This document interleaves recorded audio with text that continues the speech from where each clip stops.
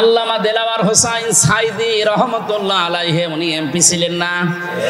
আমি ছিলাম 3টা বছর। কই ওনারে তো আপনি ডিভিশন দিলেন না, মাটিতে শুয়ে রাখতেন। আর এখন বলছে আমরা এমপি ছিলাম। কিসের এমপি আপনি? 2008 থেকে 24 পর্যন্ত যারা নির্বাচনের নামে প্রহসন করে, কেউ এমপি হয়েছেন, কেউ মন্ত্রী হয়েছেন, কেউ উপজেলা চেয়ারম্যান, কেউ মেয়র, একটাও জায়েজ নেই। পোস্টারে যদি কোনো সময় লেখেন, লিখতে পারবেন না সাবেক এমপি, আপনি লিখবেন সাবেক চোর। হ্যাঁ, যেটা সঠিক সেটা লিখবেন, দরকার একটু বেশি করে লিখবেন সাবেক ডাকাত। আপনি ডাকাত ছিলেন, চোর ছিলেন, এটা তামাম দুনিয়া জানে। কারণ আমরা আপনাকে ভোট দেইনি। আমি নিজে সাক্ষী, আমার এখন 33 বছর বয়স। 18 বছর থেকে যদি ভোট দেওয়া আরম্ভ করে আমি 3 বার দিতে পারতাম, একবারও পারিনি। একবার তো 154 জন একবারে করে ফেললেন, একবার দিনের ভোট রাতে করে ফেললেন। আর মানুষকে ধোকা দিয়ে বোকা বানিয়ে বলে তোরা তাহাজ্জুদ পড়, এদিকে আমরা শেষ করি। দিনের ভোট যে রাতে হয়েছে এটার প্রমাণ। আমার সাথে এক ওসি ছিল জেলখানায়, ওই যে নুসরাত হত্যা মামলার ওই ওসি, নাম শোনেননি? উনি আমার একদিন, আমি তো ফাঁসির কন্ডেম সেলের ভেতরে 24 ঘন্টা তালা লাগানো, যোগাযোগ বিচ্ছিন্ন ছিলাম। আমার দিকে কেউ তাকাতেও না ভয়ে। পর্যন্ত কাজ কমপ্লিট করে ফেলে একেবারে বাক্সগুলো পাঠিয়ে দিলাম জায়গা মতো। এবার গোসল করলাম পবিত্র হওয়ার জন্যে, কারণ এতক্ষণ তো অন্যায় করলাম। অজু করে 2 রাকাত শুকরিয়ার নামাজ পড়লাম। 2 রাকাত তাওবার নামাজ পড়ার পরে এবার বললাম আস্তাগফিরুল্লাহ। হুজুর আমার এই তাওবা হয়েছে। এ তাওবা হয়েছে? এ তো ভণ্ডামি। আমি বললাম আপনি তাওবা করেন কার কাছে? আচ্ছা, আল্লাহর কাছে না। আপনি কি আল্লাহর কাছে দোষ করেছেন? দোষ করেছেন হামজার কাছে। এই কথা বলেন এখানে। একটা এমপি বানাতে 3.5 থেকে 4 লাখ হামজা লাগে, হামজার বউ লাগে, আর আপনি সবারটা একাই করে ফেললেন। আর এখন আপনি বলছেন আস্তাগফিরুল্লাহ। আপনি কি ভণ্ডামি করেন? যদি সত্যিই মাপ পেতে চান, এই 3.5 লাখ 4 লাখ হামজা, হামজার বউর কাছে যাবেন, তাদের কাছে স্বীকার করবেন যে আমার ভুল হয়ে গেছে। তারা যদি বলে যে আপনাকে আমরা সবাই মিলে 2টা করে লাথি দেব, লাথি খাবেন? কি কথা বলেন না কেন? কারণ অপরাধ যার কাছে স্বীকার করবেন তার কাছে, এইটার নাম তাওবা। আপনি দোষ করেন একজনের কাছে, স্বীকার করবেন আর একজনের কাছে, এর নাম তাওবা না, এর নাম ভণ্ডামি। বাংলাদেশে এই তাওবাটা নেই। দেখি অনেক মানুষ কাবা শরীফের দেওয়াল ধরে যে কাঁদতেছে। কি ভাই এখানে কি? বলে বাংলাদেশে আমি ছেলেকে ফাঁকি দিয়েছি, বোনকে ফাঁকি দিয়েছি, চাচাকে ফাঁকি দিয়েছি, ভাইকে ফাঁকি দিয়েছি, অনেকের টাকা পয়সা উল্টাপাল্টা করে খেয়েছি, এখন মাপ চাবো। এখানে কেন? যেখানে অপরাধ করেছেন সেখানে যাবেন। বাংলাদেশে আপনি অপরাধ করেন আর কাবা শরীফে যে মাপ চান, এটা পুরাটা সিটারি বাটপারি না?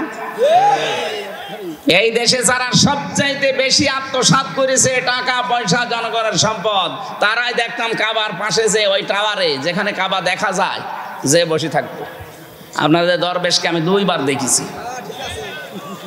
36,000 কোটি টাকা আপনি মারিং কাটিং করেন, আর কাবা শরীফের পাশে যে আমরা থাকি 1/2 কিলো 1 কিলো দূরে, আরো টাকা আছে 20 লাখ 25 লাখ টাকা খরচ করে একবারে, যে একেবারে কাবার পাশে যে টাওয়ার, ওই টাওয়ারের 30 তলায় তো 40 তলায় থাকবে, থেকে একেবারে কাবা শরীফ সরাসরি দেখবে। তো কাবা শরীফ দেখা কেন? কাবার ভেতরে যে নামাজ পড়লো আপনার নামাজ কবুল হবে। আগে টাকাগুলো ফেরত দিয়ে যান জনগণের, তারপরে বলেন আস্তাগফিরুল্লাহ। এই কথা বলেন না কেন?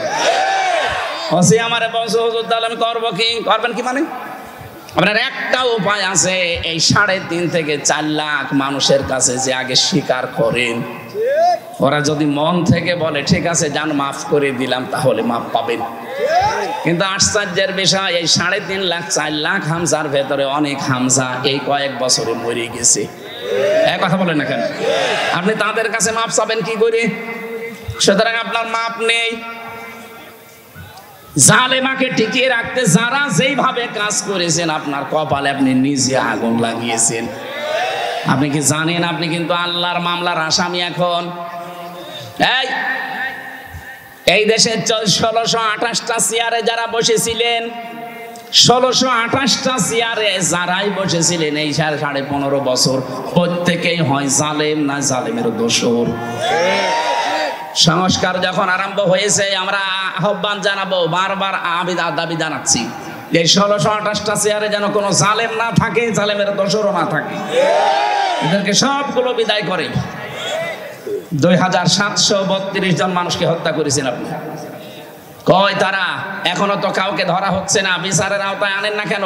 কবে বিচার করবেন? মরে গেলে আমরা জবাব কিন্তু দিতে পারবেন না। এদেশের মানুষের বললাম না, চোখ এখন আর আগস্টের 5 তারিখের আগে নেই, চশমা খুলে গেছে, এখন সব আমরা দেখতে পাচ্ছি। সুতরাং জালেমদের এত বড় শিকড় যদি আল্লাহ কেটে দিতে পারে, আগামীতে যারা চেয়ারে বসবেন ওরা অনেকেই চিন্তা ভাবনা করছেন, যা যদি সত্যি জনগণের উপরে জুলুম করে থাকেন 5 বছর পরে আপনার বাড়িও শ্মশান হয়ে যাবে। বলেন, অনেকের আচরণ তো উল্টা পাল্টা আমরা দেখতে পাচ্ছি। এই জন্য সাবধান, গোয়েন্দা বিভাগের খবর রাখেন। আপনি মনে করছেন আমি রাতের বেলা নারায়ণগঞ্জের বন্দরে চাঁদা দাবি করলাম, আমি জানলো কি করে গো? আরে ভাই, আপনি পায়খানায় বসে কি করেন সেটাও তারা দেখতে পায়। এমন মেশিন ওরা সব সেট করা আছে, সারা দেশ ওদের নখদর্পণে একেবারে সামনে আপনি দেখতে পান। খাবারের প্লেট যেমন ওরা দেখতে পাচ্ছে। আপনি রাত 12টার পরে চাঁদা দাবি করেন, ওইটা টের পায় না। না, গাইবান্ধা এক জজের কাছে 50 লাখ টাকা দাবি করলেন। আপনি মানুষ, এখনো শহীদদের রক্তের ঘাস শুকায়নি, আর আপনি এখনই উল্টা পাল্টা আরম্ভ করেছেন। মানুষের মন জয় করা যায় ভালো ব্যবহার দিয়ে, চাঁদাবাজি করি না। সঠিক কথাগুলো তুলে ধরলে কিছু মানুষের কলিজায় যেয়ে লাগে, হ্যাঁ এই কথা বলছে, এই কথা বলবে না মানে আপনি করেন কেন? 5 তারিখের পর থেকে এই দেশে আর মানুষ নেই, তাদের নামে তো এ মামলা হয় না, তাদের নামে তো এ দোষ কেউ দেয় না, আপনার নামে দোষ দেয় কেন? আপনার নামে কি মিথ্যা দোষ চাপিয়ে দিচ্ছে? এখন কি জালেমরা আছে? আর অবশ্যই আপনি ওই কাজ করেন, সবগুলোর ভিডিও ক্লিপ দেখা যাচ্ছে। এক জজের কাছে যদি আপনি 50 লাখ টাকা দাবি করেন, তো সলিমুদ্দের কাছে কি করেন আপনি? এই জন্য আপনাকে সাবধান করছে। বারবার দেখছেন না, লন্ডন থেকে কত আফসোস করছে যে শুরু করেছে কি, এ তো দেশটা ডুবিয়ে ফেলবে আমার দলের নামটা। এই কয়েকজনের জন্য কিন্তু এই মাজলুম দলটাও ক্ষতিগ্রস্ত হয়ে যাচ্ছে। তারা মজলুম কম না, আমার সাথে যারা ছিল আমি তো দেখেছি এক একজনের নামে 313টা মামলা। তারেক জিয়া সাহেবের পিএস শ্রদ্ধাভাজন বড় ভাই জনাব মিয়া নুরউদ্দিন অপু ভাই, আমি তার সাথে 3 বছর ছিলাম। তার বন্ধু গিয়াসউদ্দিন মামুন। আপনারা এই উল্টা পাল্টা কাজগুলো করে খালেদা জিয়া কি আফসোস করেছে কালকে সকালবেলা দেখেছেন যে কিছু কোলাঙ্গার আর অপদার্থের জন্য বিএনপির বদনাম হয়ে যাচ্ছে। এরপর আপনি কাকে দোষ দেবেন? সুতরাং একটা মুরব্বী মানুষ, স্বামী হারা মানুষ, সন্তান হারা মানুষ, একটা সন্তান তো প্রবাসে আছে, সারাটা জীবন কাটিয়ে দিচ্ছে দেশের জন্য, তাদের স্যাক্রিফাইস অনেক বেশি। কিন্তু কয়েকটা মানুষের জন্য যদি এটা অম্লান হয়ে যায়, আপনি কিছু জবাব দিতে পারবেন না। মনে করছেন আমি যা করি কেউ টের পায় না? কে বলেছে আপনাকে? আমি রিমান্ডে থাকতে আমার ম্যাডাম আমার বাড়ি থেকে কোথায় সাতক্ষীরায় এক ভাই কল দিয়েছিল, সেইটা পর্যন্ত ওরা আমার পরের দিন রিমান্ডে একেবারে সব দেখাচ্ছে যে এই দেখেন, আপনি বলছেন না, এই দেখেন তো। আমি আগে এই বিষয়গুলো বুঝতাম না, ওদের যা ঠিক করা আছে না সব কিন্তু ওরা চেষ্টা চালাচ্ছে, সব দেখতেছে, পর্যবেক্ষণে রেখেছে কে কি করে। আমি গত পরশুদিনও একজন গোয়েন্দা বিভাগের সর্বোচ্চ দায়িত্বে যিনি আছেন কথা বললাম, উনি আমারে বলছে হুজুর আমরা দেখতেছি সারা দেশটা কে কি করে, কার কি কাজ কারবার আমল, যা দেখতে পাচ্ছি এতদিন শুধু চেতনার নাম দিয়ে মানুষদেরকে ধোঁকা দিয়ে বোকা বানিয়ে রেখেছিলেন, এইটা কিন্তু আর কেউ খাবে না। আপনি মেজর ডালিমের কালকে সংবাদ সম্মেলন দেখেননি? টকশোতে 11টা পয়েন্টের উপরে কথা বলেছে। এতদিন যত রকমের উল্টা পাল্টা নাম দিয়েছেন, পুরাটাই যে মিথ্যা এখন সব চাপি জানতেছে। রাজাকারের তালিকা বানিয়েছেন মাত্র 37 জন বাংলাদেশ জামাত ইসলামীতে, তার ভেতরে 11 জন মরে গেছে। আর বিএনপির নাম আছে ওখানে 1000 কত জন। এরপরে আওয়ামী লীগের নাম আছে 8060 জন। তো কি কি কারে দায়িত্ব দিয়েছিল এই মন্ত্রী, কি এটা ওইটা কি নাম ছিল যেন, অকর্মা মোজাম্মেল। ওটা আসলে অকর্মা। এটা তালিকা করবেন জামাত শিবিরের নামে 5,000 10,000 20,000 ঢুকিয়ে দেবেন না, সাদা মাত্র 37 জন দিয়েছে। ও আসলে পাই নাই, ও পাবে কি করে? কারণ ইসলামপন্থী যারা কোরআন হাদিস পড়ে এই মানুষগুলো 50 বছর আগে যা বোঝে, জেনারেল মানুষ তারা 50 বছর পরে ওটা বোঝে। কারণ এর ভেতরে যে তথ্য আছে এটা সব 1,500 বছর আগের, আর আপনি তো এখনো সে সময় পাননি, আপনি বুঝবেন কি করে? এই জন্য আমাদের এখান থেকে শিক্ষা নেওয়া দরকার। জালেমদের এত বড় শিকড় আল্লাহ কেটে ফেলতে পারে। আগামীতে যারাই বসবেন, কে বসবেন আমি জানি না, যেই বসেন তারা যেন জুলুম করবেন না। যা করছেন এইটাই তো প্রমাণ হয়ে যাচ্ছে যে আপনি জুলুম করবেন। সুতরাং আপনার পরিবেশ, আপনার মন মানসিকতা, আচরণ পাল্টান, নয়তো আপনার বাড়িও হানিফের বাড়ির মতো জাতীয় টয়লেট হয়ে যাবে। কথা বলেন। দরুদ সালাম পাঠ করে আমরা কোরআনে কারিম থেকে একটা আয়াতের 4 ভাগের 1 ভাগ পড়েছি। সূরা ফাতিহা। কোন সূরা? ফাতাহ মানে বিজয়। ফাতাহ মানে কি? একটা আয়াতের 4 ভাগের 1 ভাগ আমরা তেলাওয়াত করেছি। রাসূলের একটা স্বপ্ন দিয়ে আমাদের আল্লাহ শিক্ষা দিতে চাচ্ছে। সূরা ফাতিহা আল্লাহ রাব্বুল আলামিন বলেন, লাকাদ সাদাকাল্লাহু রাসূলাহুর রুয়া বিল হক। অবশ্যই আমি আল্লাহ আমার রাসূলকে যে স্বপ্ন দেখিয়েছি, এই স্বপ্নটা আমি যথাযথভাবে রূপ দেব। এই স্বপ্নকে আমি বাস্তবায়ন করে দেখাবো। স্বপ্ন দেখছেন কে? রাসূলুল্লাহ। বলেন কে? স্বপ্নের বাস্তবতা ঘটাবেন কে? আল্লাহ পাক বলেন, আমি যদি কোনো কাজের ইচ্ছা করি, ইন্নামা আমরুহু ইযা আরাদা শাইআন আইয়াকুলা লাহু কুন ফায়াকুন। আমি আল্লাহ যদি পৃথিবীতে কোনো কাজের ইচ্ছা করি, শুধু বলি কোন, সঙ্গে সঙ্গে ফায়াকুন, ওটা হয়ে যায়। আমাকে বাধা দেওয়ার মতো, রদ করার মতো দুনিয়ায় কোনো শক্তি আছে? আরো জোরে বলেন। অন্য ধর্মের মানুষ বিশ্বাস না করলে আমরা মুসলিম যারা, তারা বিশ্বাস করি কিনা? রাসূলুল্লাহকে আল্লাহ স্বপ্ন দেখিয়েছেন। এটা হুদায়বিয়ার সন্ধি আমরা মনে করি। এই সূরার ভেতরে 18 নম্বর আয়াতে একটা বিজয়ের কথা আল্লাহ দিয়েছেন কিছু শিক্ষার মাধ্যমে। 1400 মানুষ নিয়ে তিনি আসছিলেন মদিনা থেকে মক্কায়। হুদায়বিয়া নামক জায়গায় তিনি আটক হয়ে গেলেন। কাফেরদের কর্তৃক বাধাপ্রাপ্ত হলেন, তিনি আর যেতে পারবেন না। বিশ্বনবী হযরত ওসমানকে পাঠিয়ে দিলেন সমঝোতা করার জন্য। হযরত ওসমান মক্কায় প্রবেশ করার পরে তারা ওসমানকে আটক করে ঘোষণা দিয়ে দিল, কতিলা ওসমান ইবনে আফফান, তাকে হত্যা করা হয়েছে। ও বাংলার মুসলমানেরা, এখানে আমাদের জন্য কয়েকটা শিক্ষা আছে। হযরতে ওসমানকে তারা আটক করার পরে শুধু হত্যা করে ফেলেছে, এই মিথ্যা সংবাদটা ছড়িয়ে দিয়েছে।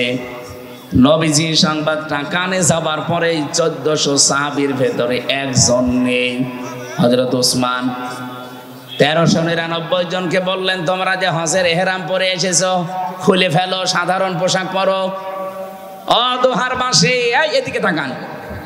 নবী কি জানতেন না যে এখন হজের পোশাক খুলে ফেললে হজ আর হবে না? জানতেন না? দেখেন, ফরজ হজ তিনি বাদ দিয়ে দিচ্ছেন যে না থাক। রোজা ছিলেন, বললেন রোজা ভেঙে ফেলো। ফরজ রোজা বাদ, ফরজ হজ বাদ দিয়ে দিলেন। কি এমন কাজ করবেন তিনি? হুদায়বিয়া নামক যে বাবলা গাছটা ছিল, ওই গাছের নিচে ভাবে হাত ফেলে দিলেন। ভালো করে বুঝবেন। সাহাবায়ে কেরামকে বললেন, 1399 জন আমার হাতের উপরে হাত দাও। ওরা বিনা অপরাধে একটা নিরপরাধ মানুষকে বিনা কারণে মেরে ফেলেছে। হযরত ওসমান হত্যার বদলা না নিয়ে আমরা মদিনায় ফেরত যাব না।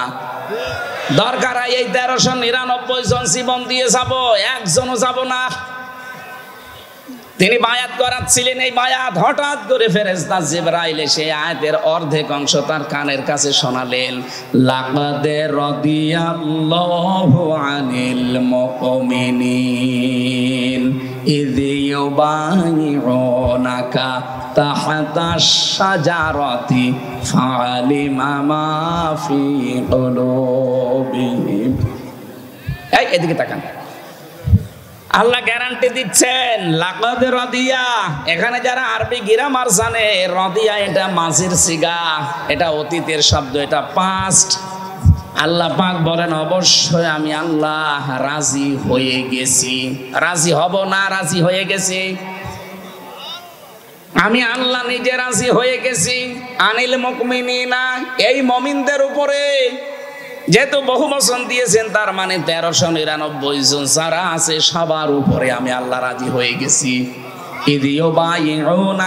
যারা আপনার হাতে বায়াত নিচ্ছে তাহতা শাজারতি এই গাছের নিচে এতটুকু বলার পরে ফেরেশতা জিবরাইল থেমে গেছে তাফসীরে হাক্কানির ভেতরে পাবেন হঠাৎ করে নবীজি নিজের বাম হাতটা এভাবে উপরে দিলেন সাহাবায়ে কেরাম বললেন হুজুর এই হাত আবার কার নবীজি বললেন আজকের এই বায়াতের উপরে আল্লাহ খুশি হয়ে গেছে আমাকে আয়াত নাজিল করে জানালেন তে আমার উসমান তো এখানে নেই এই হাতটা দিয়ে দিলাম এটা উসমানের হাত ও বাংলার মুসলমানেরা কি বলেছিলেন নবীজি এমন যে আল্লাহ রাজি হয়ে গেছে অলরেডি যে একটা নিরপরাধ মানুষকে ওরা বিনা কারণে মেরে ফেললো আর আমরা এখন চলে যাব মদিনায় নাই হত্যার বদলা নেওয়ার জন্য যদি এই 1399 জনের আবার জীবন দেওয়া লাগে জীবন দেব চলে যাব না আল্লাহ বলেন ফালিমা মা ফি কুলুবিহিম তারা ইয়ারকি মারার জন্য লোক দেখানোর জন্য না মন থেকে বলেছিল এই কথা এজন্য আমি আল্লাহ খুশি হয়ে দুইটা জিনিস তাদেরকে দিলাম ফানজালাস সাকিনাতা আলাইহিম তাদের উপরে আমি আল্লাহ প্রশান্তি নাজিল করলাম ও আসাবাহুম ফাতাহান করিবা তাদেরকে একেবারে সুনিশ্চিত এবং নিকটবর্তী একটা বিজয়ের সুসংবাদ দিলাম এবার কি পেলেন এই আয়াত থেকে খালি সুবহানাল্লাহ আলহামদুলিল্লাহ বলে বাড়ি চলে যাবেন না একটা নিরপরাধ মানুষকে মেরে ফেলেনি খালি মিথ্যা ছড়িয়েছে যে মেরে ফেলেছি এই কথা শোনার পরে একটা নরম নবী নরম না নবীজি রাহমাতাল লিল আলামিন একেবারে নম্র ভদ্র নরম একটা নবী রহমতের নবী একেবারে গরম হয়ে গেছেন লোহার মতো শক্ত হয়ে বলছেন এই প্রতিশোধ না নিয়ে বাড়ি যাব না বাংলার এই জীবনে এই 54 বছরে যারা বিনা কারণে কত মানুষ হত্যা হয়ে যায় কত মানুষকে গুম করা হয় খুন করা হয় ব্যারিস্টার আরমানের মতো আজমি ভাইয়ের মতো মানুষ 10 বছর 8 বছর আয়না ঘরে রাখা হয় কোরআনের পাখি আল্লামা দেলাওয়ার হোসেন সাঈদীকে ধর্মীয় অনুভূতিতে আঘাত দিয়েছে এই কথা বলে যেদিন আটক করা হয় এদেশের 18 কোটি জনগণ যদি ওই 1399 জনের মতো সিদ্ধান্ত নিতে পারত যে শপথ নিলাম বিনা কারণে কোনো আলেমকে আমরা আটক থাকতে দেব না জালেমরা এমনিতে ভয়ে ছেড়ে দিত নবী এসে সিদ্ধান্ত নিয়েছেন এই খবর যখন মক্কায় গেছে কাফেররা তাড়াতাড়ি করে ভয়ে ছেড়ে দিয়েছে ওসমানকে বলে দিনের অবস্থা ভালো না সেই কাফেরের প্রেতাত্মারা এখনো পৃথিবীতে আছে সত্যি আমরা যদি আল্লাহর প্রশান্তি আশার লাভের আশা করতাম যদি বিজয় চাইতাম ইসলামের মানবতার আমরা দল বিদল দেখতাম না আল্লাহর কসম মানবতা যেখানে ভুলণ্ঠিত আমরা সব এক হয়ে যেতাম সারা পৃথিবী না অন্তত বাংলাদেশে যারা বিভিন্ন কলকাঠির কারণে আলেমদেরকে ধ্বংস করে দিল ইসলামকে আজ অনেক দূরে ফেলে দিয়েছে এই জালেমদের জীবনেও ক্ষমতা হইতো না কারণ তাদেরও জানের ভয় আছে কথা বলে না কেন সূরা ফাতিহার আয়াতের আলোচনা শোনার জন্য তাফসীর শোনার জন্য বসেছেন এই ফাতিহার এটা 18 নম্বর আয়াত এই আয়াতটা আমাদের জীবনে আছে নেই এখনো পর্যন্ত জনাব এটিএম আজহারুল ইসলাম 17 বছর বিনা কারণে পড়ে আছে ছেলে বলে না ওনার উপরে ফাঁসির আদেশ আরে ভাই ফাঁসি দিল কে ওদের বানানো ট্রাইব্যুনাল বানানো প্রসিকিউটর বানানো বিচারপতি বানানো